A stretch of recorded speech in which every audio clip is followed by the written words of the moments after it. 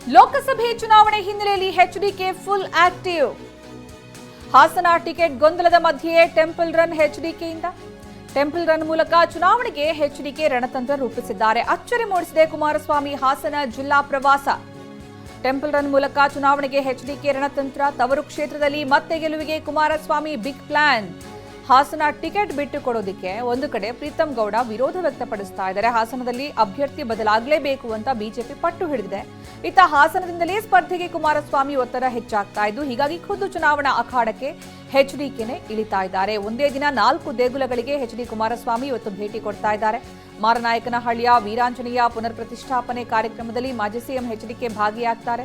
ಅದಾದ ನಂತರ ಅರಕಲಗೂಡು ತಾಲೂಕಿನ ಆಂಜನೇಯ ದೇವಸ್ಥಾನ ಉದ್ಘಾಟನೆ, ಅರಸೀಕೆರೆಯ ಕಣಕಟ್ಟೆಯ ಮೇಳನಹಳ್ಳಿ ಗೊಲ್ಲರಹಟ್ಟಿ ದೇವಸ್ಥಾನ, ಚಗಚಗೆರೆ ಗ್ರಾಮದಲ್ಲಿ ದೇವಾಲಯ ಉದ್ಘಾಟನೆ ಕಾರ್ಯಕ್ರಮದಲ್ಲಿ ಭಾಗಿಯಾಗ್ತಾ ಇದ್ದಾರೆ. ಈ ಮೂಲಕ ಲೋಕಸಭೆ ಚುನಾವಣೆ ಹಿನ್ನೆಲೆಯಲ್ಲಿ ಎಚ್ಡಿಕೆ ಫುಲ್ ಆಕ್ಟಿವ್ ಆಗಿ ಓಡಾಡ್ತಾ ಇರೋದು ಕಾಣಿಸ್ತಾ ಇದೆ. ಅಂದರೆ ಇವತ್ತಿನಿಂದ ಇನ್ನಷ್ಟು ಆಕ್ಟಿವ್ ಆಗಿರೋ ರೀತಿ ಕಾಣಿಸ್ತಾ ಇದೆ.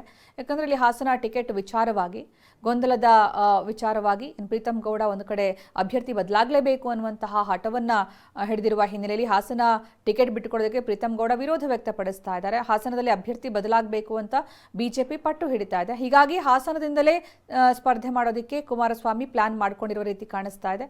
ಹೀಗಾಗಿ ಖುದ್ದು ಚುನಾವಣಾ ಅಖಾಡಕ್ಕೆ ಎಚ್ಡಿಕೆ ಇಳಿದಿದ್ದಾರೆ ಅಂತ ಹೇಳಲಾಗ್ತಾ ಇದೆ. ಹಾಗಾಗಿ ಟೆಂಪಲ್ ರನ್ ನಡೀತಾ ಇದೆ. ಇವತ್ತು ಒಂದೇ ದಿನ 4 ದೇಗುಲಗಳಿಗೆ ಎಚ್ಡಿ ಕುಮಾರಸ್ವಾಮಿ ಭೇಟಿ ಕೊಡ್ತಾ ಇರೋದು